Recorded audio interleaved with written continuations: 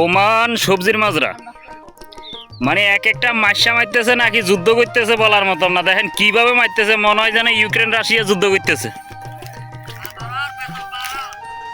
আর এই যে হোসাইন ভাই আজকে 19 বছরের ভিতরে আজ পর্যন্ত বাংলাদেশে একবারও সফর দেয় নাই।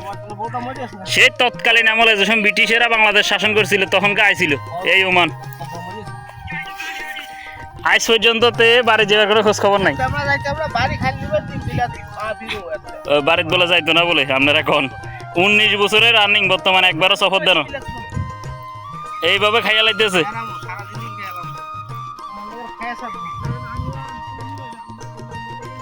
এই হলো বর্তমান পরিস্থিতি।